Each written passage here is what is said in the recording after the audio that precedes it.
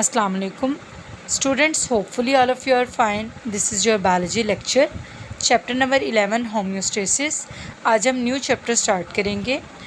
Homeostasis basically एक ऐसी condition है जो कि हमारी बॉडी की इंटरनल कंडीशन को इक्विलिब्रियम स्टेट पे मेंटेन रखती है despite changes in the external environment.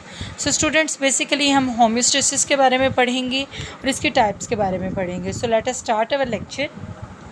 Homeostasis may be defined as the maintenance of the internal conditions of body at equilibrium despite changes in the external environment. So basically ये homeostasis की definition है, इसको underline कर लीजिएगा.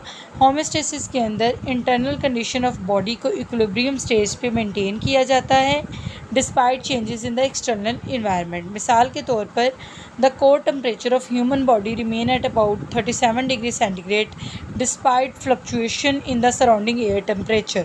तो human beings की body का जो इंटरनल टेम्परेचर है वो 37 डिग्री सेंटीग्रेड है, जो कि एक्सटर्नल टेम्परेचर में फ्लक्चुएशन होने के बावजूद भी चेंज नहीं होता. Similarly, the blood glucose level remain about 1 gram पर litre despite eating a meal rich in carbohydrates. इसी तरह हमारे ब्लड ग्लूकोज कंसनट्रेशन जो है वो भी अपनी नॉर्मल क्वांटिटी के अकॉर्डिंग ही मेंटेन रहती हैं. Body cells need the internal environment in which conditions do not change much. हमारे जो बॉडी सेल्स हैं उन्हें ऐसा इंटरनल इन्वायरमेंट चाहिए होता है जिसके अंदर ज़्यादातर कंडीशंस जो हैं वो चेंज ना हों. Stable internal conditions are important for the efficient functioning of enzyme. और इसके साथ साथ इंटरनल कंडीशंस का इक्विलिब्रियम स्टेज पर होना इसलिए भी ज़रूरी है क्योंकि इससे फंक्शनिंग ऑफ एंजाइम जो है वो एफिशिएंट होती है. The following are some process of homeostasis. यहाँ पर हम होम्योस्टेसिस की कुछ टाइप्स पढ़ेंगे. फर्स्ट वन है osmoregulation.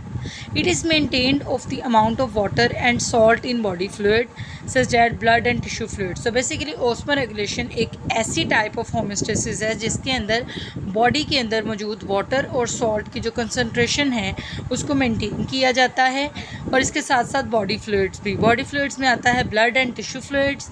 We know that the relative amount of water and salt in body fluids and inside cells control the process of diffusion and osmosis which are essential for the functioning of cells. So students, basically osmoregulation का काम ये है कि ये body के अंदर मौजूद fluids की जो मेंटेनेंस है वो नॉर्मल रखती है. नेक्स्ट वन है thermoregulation. Thermoregulation is also a type of homeostasis. The maintenance of internal body temperature is called thermoregulation. So students, body के इंटरनल टेम्परेचर को मेंटेन रखने का जो प्रोसेस है वो कहलाता है thermoregulation. The enzymes of body work best at particular temperature. जैसे कि आप पढ़ चुके हैं कि बॉडी के जो एंजाइम हैं वो अपना बेस्ट प्रोवाइड करते हैं एट पर्टिकुलर टेम्परेचर, अपने ख़ास टेम्परेचर पे, जिसको हम ऑप्टिमम टेम्परेचर भी बोलते हैं. Any change in body temperature में affect the functioning of enzyme. और बॉडी टेम्परेचर में आने वाला कोई भी चेंज जो है वो एंजाइम की फंक्शनिंग को इफ़ेक्ट कर सकता है. नेक्स्ट वन है excretion. Excretion is also a process of homeostasis.